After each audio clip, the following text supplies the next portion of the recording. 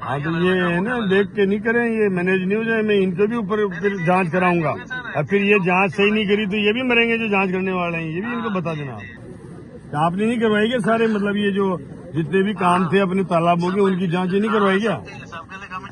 तो कमेटी बनती रहेगी, वो कभी कोई बनेगी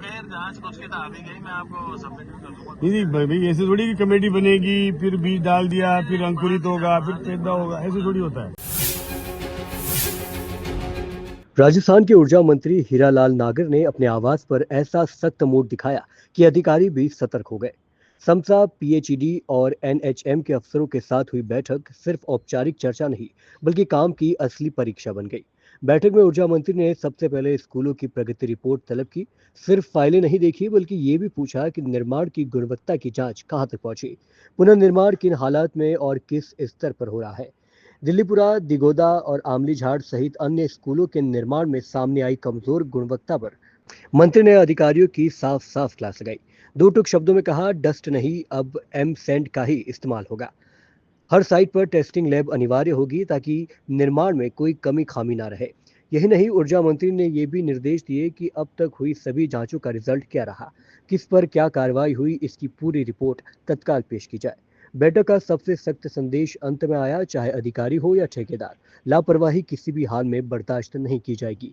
गलती हुई तो सीधे कार्रवाई होगी, कोई नहीं बचेगा।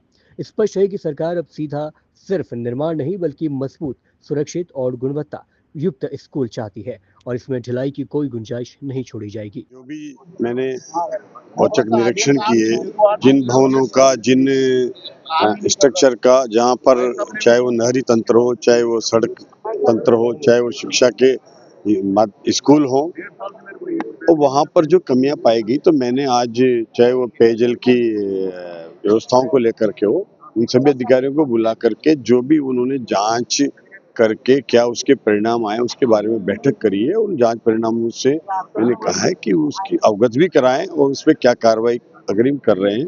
तो कई जांच कमेटियां बनी है, जो कुछ जांच कमेटियां जयपुर के स्तर से बनकर के आई है, उनकी जांचें पेंडिंग है। मैं जयपुर स्तर पर भी इसकी मीटिंग लेकर के और उन अधिकारियों से चर्चा करेंगे, और उसके बाद उनके परिणाम धरातल पर आने चाहिए, और जो भी इसके लिए दोषी हैं उनको निश्चित रूप से चिन्हित किया जाए और उनके खिलाफ कार्रवाई भी की जाए, ताकि आगे से इस तरह की जो भ्रष्टाचार करते हैं, जो विभागों में इस तरह के कार्यों में कोताही बरतते हैं, उसमें सुधार आए। हमारी सरकार जीरो टॉलरेंस पर चल रही है, इसलिए हम हर विकास कार्य का, हर निर्माण कार्य का मॉनिटरिंग एक तत्परता के साथ करते हैं, उनको ठीक से काम हो, इसके प्रति हम लगातार प्रयास करते हैं। निर्माण की आदतें पड़ रही है, गलत निर्माण करने की, घटिया निर्माण करने की, उसमें सुधार कर रहे हैं और उसके लिए जांच करवा रहे हैं। जांच के बाद जो परिणाम आएंगे उसके आधार पर कार्रवाई भी सुनिश्चित करेंगे। अधिकारी भी दोषी हैं?